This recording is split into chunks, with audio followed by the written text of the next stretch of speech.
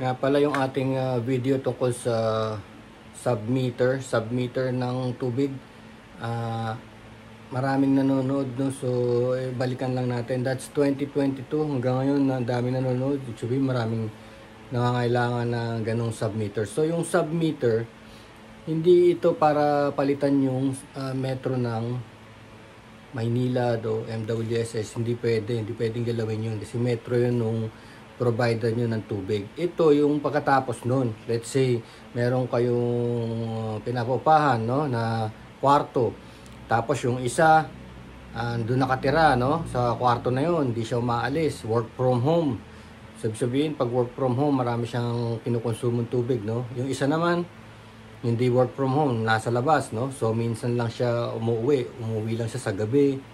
Tapos papasok na sa umaga, so sabihin maliligo lang siya, ganun.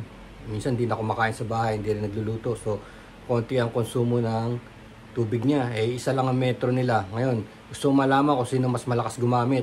So hindi naman pwedeng manghula ka. Pero yung ibang nagpapaupa, sinasabi lang ganun, 100 per head. Pero lugi pa rin, di ba? Dahil yung isa nga hindi gumagamit, yung isa gumagamit. Ngayon, kung gusto mong malaman kung sino mas malakas gumamit, gagamit ka nito, submeter. So this is around 250 pesos.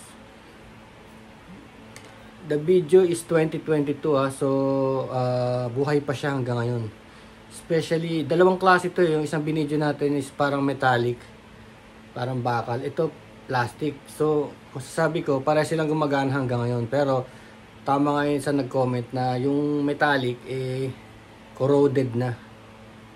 Gumagana pa siya pero corroded na, parang kinakalawang yung metallic. Kasi 250 pesos lang malamang meron tong metal sa loob niya, kaya kinalawang ng ganun, no? Tapos ito plastic, hindi kinakalawang. Kasi nagtatanong kung pumapasok ba yung tubig sa loob. Yes, pumapasok yung tubig sa loob, para na rin sa protection niya, kasi nakabilad to nakabilad sa araw na gano'n. Nasa labas to hindi naman sa loob ng bahay. Nasa labas siya, tapos nakabilad. So mas maganda kung may tubig sa loob, no? Tapos may takip naman siya, kaya lang yung akin din, hindi ko na rin tinatakpan kasi siya, nasa garden. So tinutubuan ng mga halaman. Ganyan na lang. Kasi isa pang maganda na ito, malalaman mo kagad kung may leak yung pipes nyo. Kung may leak. Kasi umaandar siya. Kahit walang katapusang umaandar. So alam mo, may tulo yung linya nyo, no? So malalaman. Kasi nangyari sa amin, nagkaroon kami ng leak. Hindi namin pinansin. Mabot ng, grabe, 20,000. Mahigit yung bill namin. 20,000. Or 25,000. Pero after that, mali pa rin yung competition nila. Isipin mo, water bill 25,000. Sinauli nila yung iba Pero noong time na yun, pandemic, wala kang magagawa. Kung ano-ano na lang, nanguhula sila, di ba? Noong panahon na yun, sinasabi nila, di sila nagpapadispatch ng mga reader. Kaya nanguhula na lang sila. Yun, binigyan nila 25,000, no? So, ang ganda ng mga chances, no? Chances na gumawa ng, extra. Tapos yan, munti ko na nga paputol yung line na yun. Sobrang 25,000.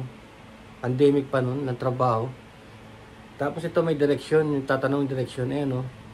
Ibig sabihin nito, papunta doon sa loob ng bahay nyo. Ito yung source. Ito yung sa kalye, no? Ito yung source. Alam ba ibig sabihin ng source? Yung sa lugar nyo, yung source ng chismis, di ba? Yung pinakabungangera, yun ang source. Doon nagmula ang lahat. So, doon galing yung source. Kaya may araw Ito yung mga secondary chismosa lang, no? So, hindi nila alam yung totoong nangyari, no? Dinadagdagan lang nila. So, dito yung papunta sa mga secondary yun, sa mga kwarto. So, pag ganyan ang direksyon niya, nagtatanong ito yung galing sa kalye. Ayan yung araw. Ito yung papunta sa kwarto. Ngayon, ang gagawin nyo para mahiwalay nyo yung dalawang kwarto, gagawa kayo ng dalawa nito. Dalawa, no? Papunta sa bawat isang kwarto. Ngayon, may nagtanong paano kino-compute.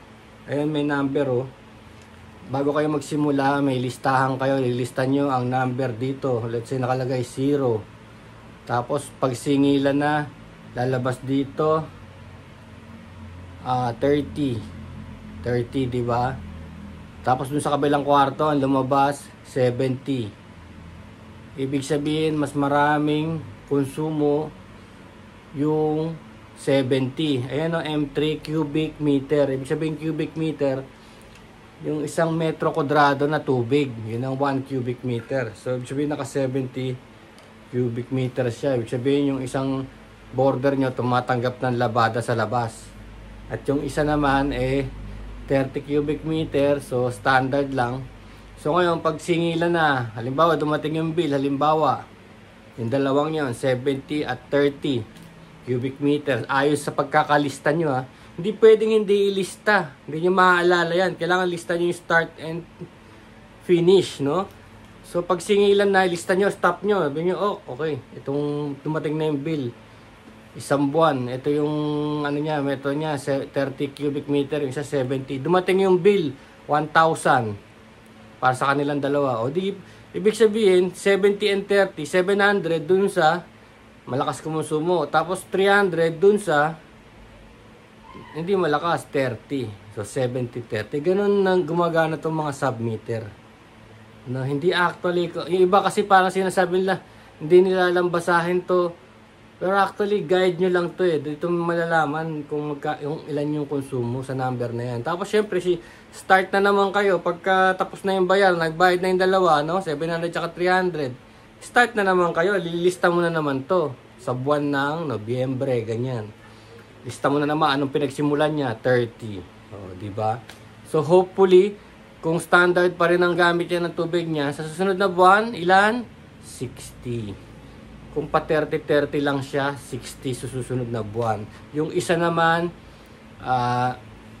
yung 70, susunod siguro mga 69, 72, ganyan. Ngayon, pag naging ano yun, 90, tignan nyo, baka may leak doon sa kwarto niya. Pero actually, makikita nyo rin naman dito maandar to, umiikot to. Mga ganun. So, yung pang isang ano nito, makikita mo talaga kung umaandar siya. Let's say, sarado yung dalawang kwarto ang pinapaupahan mo. Di ibig sabihin, dapat patay ito. Dapat titignan mo yung mga metro na to. Kung may access ka, makikita mo. Dapat hindi umaandar. Ibig sabihin, malalaman mo na rin na isang border mo, nag-iiwan ng tubig. May ugaling mag-iwan ng gripo. So, sa banyo. Diba? So, masasabi mo na, ba't umaandar to? Ibig sabihin na, iwan mo yung tubig mo. Madalas ka makaiwan ng tubig sa banyo. So, kaya tumataas ang bill mo. Masasabi mo yun. Pero kung wala ka nito, hindi mo masasabi. No way kang makaano. Siyempre, sasara niya yung kwarto niya Wala na yung border mo. Papasok, di ba? Pakikinggan mo lang na ganun. May tumutulo ba? Ganun. Di ba? Hassle. O kaya, papatayin mo sa main. Tapos pagbalik niya, sabi niya, ba't wala kaming tubig? Bubuksan mo na naman. Hassle, di ba? Tsaka ito, pwede ito sa mga hose. Tignan niyo kasi nung dumating to may ganito, pwede itong lagyan ng hose, Ito, pwede yung malalaking hose. Pwede. So, yun ang mga purpose nito. Tandaan niyo yung video natin ngayon is 2022.